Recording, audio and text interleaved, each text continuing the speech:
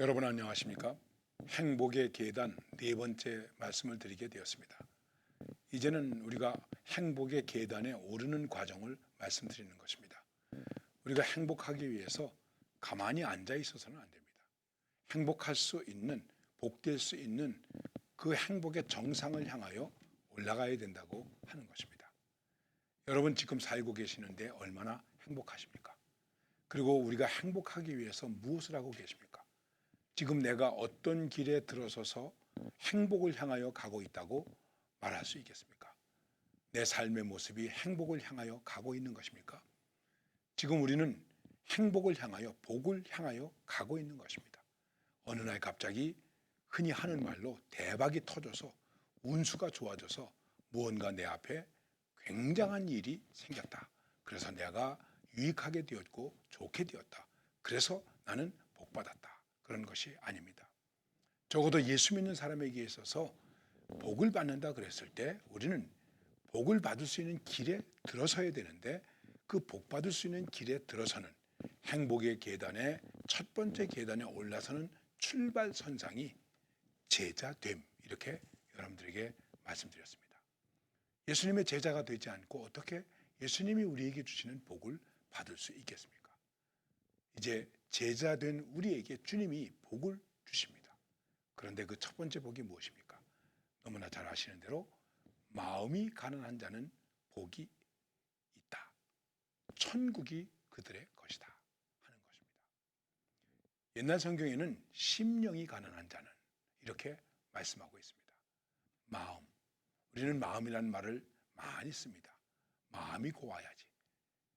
정말 여러분 마음만 고우면 되겠습니까? 어떤 학부모님이 제게 이렇게 말했습니다. 목사님, 우리 아이는 너무 마음이 착해서 걱정이에요.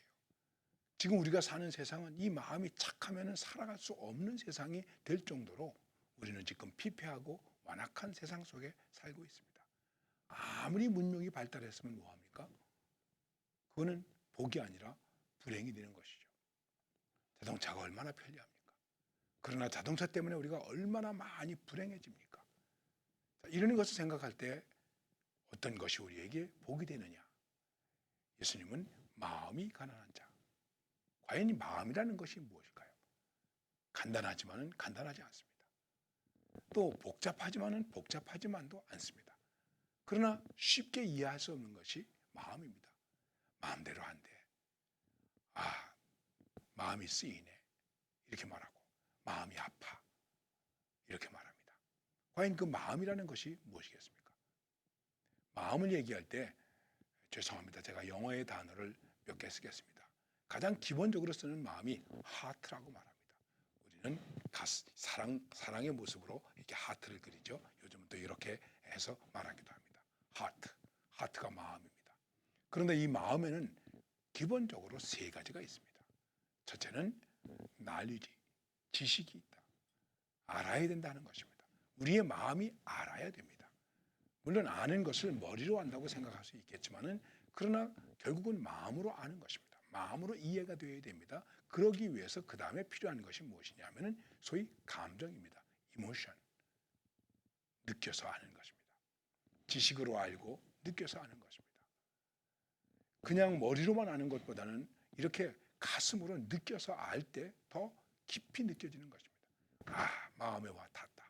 우리가 흔히 은혜가 되었다 하는 것은 이 마음으로 깨달았다는 것을 말하는 것입니다.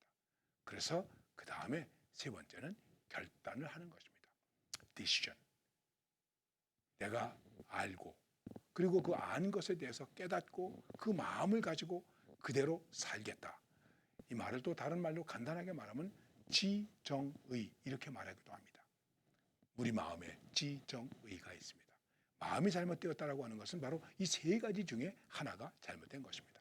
알지 못하고 한다든지, 마음만 앞서가지고 한다든지, 또 결단은 했는데, 결심은 했는데 실행을 못한다든지, 이것은 바로 우리 마음이 가지고 있는 요소의 불완전한 모습을 말하고 있는 것입니다. 유감스럽게도 모든 인간은 이런 부분에 대해서 불완전합니다. 마찬가지입니다. 완전하기가 어렵습니다. 그런데 또 이 마음을 우리가 뭐라고 말합니까? 심령이라고 말합니다. 그러면서 다른 말로 이렇게 말합니다. 마인드. 마인드라고 하는 것은 정신을 말하는 것이죠. 이것이 이모션과 밀접한 관계가 있다 이렇게 생각할 수도 있습니다. 그리고 또 이 마음을 얘기할 때 soul이라고 하는 말도 쓰기도 합니다. mind and soul. 심령. 뭐 꼭 그렇게 번역할 것은 아닙니다만 mind는 심, 마음심, 그리고 soul은 영. 이렇게 얘기할 수도 있겠습니다. 자, 우리는 우리의 마음을 얘기하면서도 이 마음에 정신이 있습니다. 혼이 있습니다. 그리고 우리는 이것을 영혼이라고 얘기하기도 합니다. 자, 여러분과 여기서 제가 다시 한번 우리 마음에 대해서 생각해야 될 것은 무엇일까요? 우리의 마음은 우리가 생각하는 것 이상의 것이 있다. 우리가 생각하는 것 이상의 것이 있고 어떤 때는 우리가 생각하는 것 이하의 것을 생각하는 경우도 있습니다. 이 마음이 아주 고상하고 좋은 것을 생각합니다. 높은 것을 생각합니다. 그래서 하나님을 생각합니다. 하나님의 뜻을 생각합니다. 하나님의 나라를 추구합니다. 그런데 이 마음이 땅의 것을 추구합니다. 땅의 것을 좋아합니다. 향락을 즐깁니다. 욕심을 부립니다. 이게 다 무엇의 문제일까요? 마음의 문제입니다.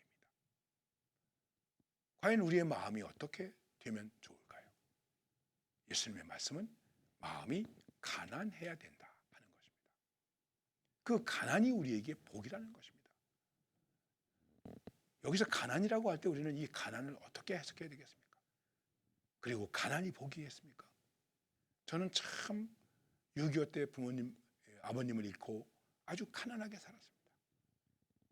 먹지 못해서 배가 고파서 학교 가다가 땡땡이를 친 적도 있습니다. 산에서 싱아 꺾어 먹고 도라지 캐 먹으려고, 또 잔디 캐 먹으려고. 가난하다는 것, 배고프다고 하는 것, 그게 우리에게 복이겠습니까? 구약적인 성경 개념으로 얘기를 하면은 가난은 저주받은 모습 가운데 하나라고도 얘기할 수 있습니다. 그런데 주님께서 마음이 가난한 자, 그 가난하다고 했을 때 그 가난은 어떤 가난을 말하는 것일까요? 어느 정도 가난이라고 말할 수 있을까요? 그야말로 내가 어떤 것도 의지할 수 없는 것. 내가 가지고 있는 돈도 의지할 수 없고, 내가 가지고 있는 건강도 의지할 수 없고, 내가 가지고 있는 지식과 세상 어떤 것도 나는 의지할 수 없다. 나는 가난하다. 그런 존재를 말하는 것입니다. 이 말을 조금 더 비약해서 말씀을 드린다면 우리의 신앙의 입장에서는 자기를 부인하는 것이다. 이렇게 얘기할 수 있습니다. 우리는 여러 번 그런 말씀을 들으시죠. 예수님께서 누구든지 나를 따라오려거든 자기를 부인하고, 자기가 부인되어야 되는데 자기가 부인되지 않습니다. 자기가 비워지지 않습니다. 가난해지지 않습니다. 여러분, 예수님은 가난하셨습니다. 어떻게 가난하셨습니까? 태어날 때 누울 곳이 없으셨습니다.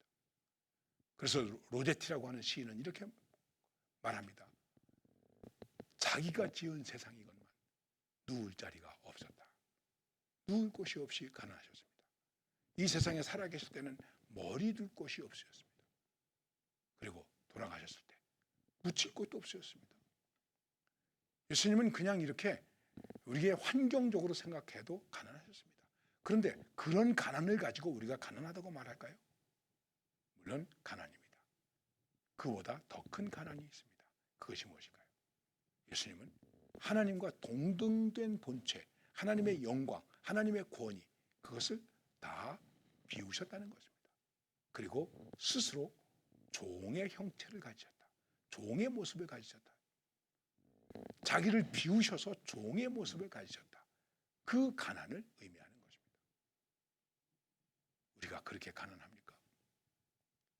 많은 분들이 예수님의 가난에 대해서 얘기합니다. 예수님의 자기 비움에 대해서 얘기합니다. 이 세상에서 살 때 주님은 자신의 명성에 대한 가난이 충만하셨습니다.